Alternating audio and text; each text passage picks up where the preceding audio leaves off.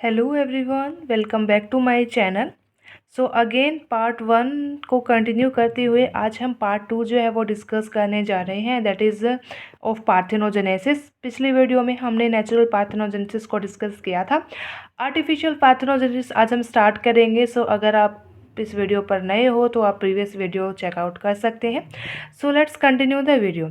अब artificial parthenogenesis की बात आती है बेसिकली, तो हम ये डिफाइन कर सकते हैं कि parthenogenesis that is produced experimentally in laboratory, it is called parthenogenesis, that is artificial parthenogenesis। और इसको जो है बेसिकली डेमोन्स्ट्रेट किया गया है एनालिड्स में, मोलस्क में, ओके, इकाइनोडर्म्स में, एम्फीबियंस में, बर्ड्स में और मैमल्स में। और बेसिकली कई तरीके जो है वो इनमें होते हैं, चाहे केमिकल मीन्स हो, फिजिकल मीन हो, मैकेनिकल मीन्स हो, एज फॉलोज। तो सबसे पहले हम बात करते हैं कि स्टिमुलस जो है वो कौन कौन से टाइप के जो है वो दिए जा सकते हैं। तो first is the physical stimulus, that is breaking the egg with the fine needle. अगर हम एग को प्रिक कर देंगे विद द फाइन नीडल तो उसके अंदर जो है वो फिजिकल स्टिमुलस जनरेट होता है एंड एज अ रिजल्ट जो है वो आर्टिफिशियल पार्थेनोजेनेसिस अकर होती है by keeping the egg in high और लो टेम्परेचर। हाई और लो टेम्परेचर जो है वो भी एक इम्पोर्टेंट रोल प्ले करते हैं। Then by shaking the egg, that is egg को अगर हम शेक करते हैं एज अ रिजल्ट जो है उसके अंदर ये प्रोड्यूस हो सकती है artificial parthenogenesis. And by inducing the electric shock again एक इम्पोर्टेंट रोल प्ले कर सकता है। देन जब भी बात आती है केमिकल स्टिमुलस की, तो केमिकल्स जो है वो भी जैसे कि अगर हम salts like KCl, potassium chloride, CO2, NaCl, sodium chloride, CaCl2, MgCl2 का अगर यूज़ करते हैं, then certain fatty acids like lactic acid, oleic acid, butyric acid, chloroform है जैसे कि ब्लड सीरम हो गई, ओके, यूरिया हो गई, सुक्रोज हो गई, फैट सॉल्वेंट्स अगर है, एसीटोन है, अल्कोहल है, ईथर है, इनके यूज से that is these chemicals again act as a stimulus for artificial parthenogenesis. And again hypotonic और हाइपरटोनिक सी वाटर जो होता है वो भी एक तरीके से केमिकल की तरह एक्ट करता है। रेडिएशन स्टिमुलस की अगर हम बात करें तो यूवी रेज हैं, रेडियो वेव्स हैं, वो एक इम्पोर्टेंट रोल प्ले करती हैं।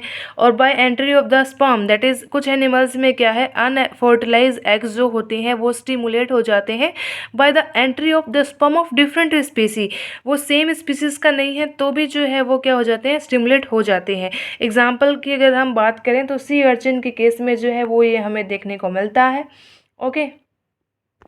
Then the next term is gynogenesis. Gynogenesis basically क्या है, in this type of parthenogenesis egg is stimulated to develop the embryo by penetration of the sperm, but after penetration as the sperm disintegrates without fusing with the egg nuclei। sperm जो है enter तो होगा लेकिन वो egg के साथ, egg के nuclei के साथ फ्यूज़ नहीं कर पाता और वो डिसइंटीग्रेट होता है, डिग्रेड हो जाता है, डिसअपियर हो जाता है। तो इसे जो है वो सूडो फर्टिलाइजेशन कहा जाता है। Fertilisation as we already know, जिसमें स्पर्म और एग जो है दोनों का रोल होता है, दोनों फ्यूज़ होते हैं, लेकिन यहाँ पर ऐसा नहीं हो रहा है, सिर्फ एग न्यूक्लियाई जो है वो ही कन्वर्ट हो रहा है। सो इसे जो है सूडो फर्टिलाइजेशन जो है वो कहा जाता है। एग्जाम्पल की अगर हम बात करें तो टेप फॉर्म में, अर्थ फॉर्म में, लिवर फ्लूक में जो है ये जो है हमें देखने को मिलता है। नेक्स्ट हमारी आती है द इम्पोर्टेंस और द सिग्निफिकेंस ऑफ पार्थेनोजेनेसिस, कि क्यों हम इसको स्टडी करते हैं, क्यों हम इसको जो है डिस्कस करते हैं, क्या इसकी इम्पोर्टेंस है। तो फर्स्ट इम्पोर्टेंस की अगर हम बात करें, that is it act as a means of reproduction.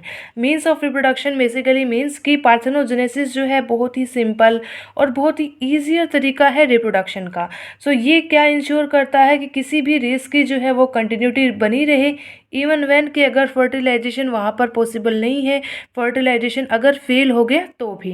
Then the second is कि rapid multiplication, that is parthenogenesis जो है वो क्या करती है, वो फेवर करती है production of large number of individuals with in a short period.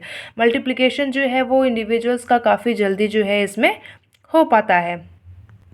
Next is the persistence of advantageous characters, that is कई बार क्या होता है कि कुछ जो है एडवांटेजेस कैरेक्टर्स जो हैं वो पार्थेनोट्स जो हमारे हैं, पार्थेनोट्स बेसिकली जो कि पार्थेनोजेनेसिस के कारण जो है बने हैं, उनके अंदर जो है अपीयर हो जाते हैं म्यूटेशन के कारण। तो ये एक इसका एडवांटेज है।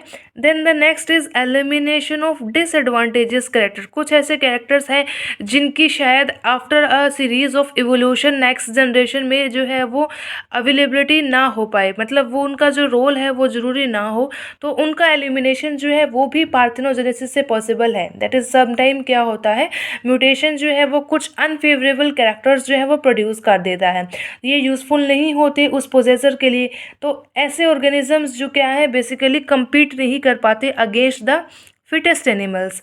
ओके, तो हेंस पार्थेनोट्स जिनके पास अनफेवरेबल अडेप्टेशंस हैं उनको पॉपुलेशन से एलिमिनेट कर दिया जाता है। Then the prevention of the wastage of energy. Wastage of energy कैसे? तो जैसा कि हम जानते हैं कि मेटिंग जो है वो बेसिकली एक असेंशियल फेनोमेना है सेक्सुअल रिप्रोडक्शन में, तो इसमें बहुत सारी जो है एनर्जी जो है वेस्ट हो जाती है। पार्थेनोजेनेसिस में ऐसी एक प्रोसेस की ज़रूरत नहीं हो पाती, इसलिए मोस्ट ऑफ द एनर्जी जो है वो ईजिली सेव की जा सकती है। Then the next is polyploidy, that is favoured by parthenogenesis. That is parthenogenesis जो है वो पॉलीप्लॉइडी को फेवर करता है। Fertility, parthenogenesis avoids sterility. अब ये केस क्या है कि इसमें जो है स्टेरिलिटी जो है रेसिस के अंदर जो है वो नहीं हो पाती, ये उसको अवॉइड करके रखता है। एज वी ऑलरेडी नो कि ओनली जो है वो फर्टिलिटी को ही प्रमोट करता है। Then inheritance, it means parthenogenesis supports the chromosome theory of inheritance. Sports नहीं, बेसिकली ये सपोर्ट है, दैट इज़ पार्थेनोजेनेसिस जो है वो सपोर्ट करता है क्रोमोसोम थ्योरी जो है इनहेरिटेंस की, उसको। Again the next point is we can say कि it act as a means of a sex determination. हाँ, जैसे कि हमें पता है कि सेक्स जो है किसी भी इंडिविजुअल का वो डिटरमाइन होता है क्रोमोसोम से।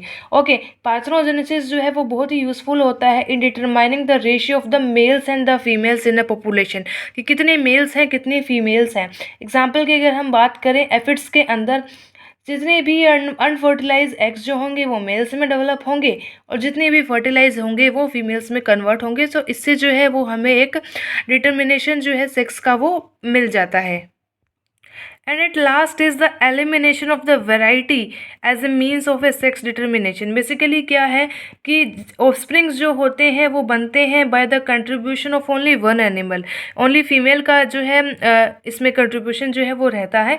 सो possibility for the development of variation is zero. Variation जो है उनमें देखने को नहीं मिलती, वो पॉसिबिलिटी जो है बेसिकली कम हो जाती है। Hence parthenogenesis can not produce new variety. तो जैसे कई स्पीसीज़ में जो है वो हमें नई वेराइटीज़ देखने को मिलती हैं, वो केस जो है यहाँ पर जो है वो नहीं हो पाता due to parthenogenesis. So yeah this is all for the part 2 of the video, that is parthenogenesis, artificial parthenogenesis and its importance. Thanks for watching.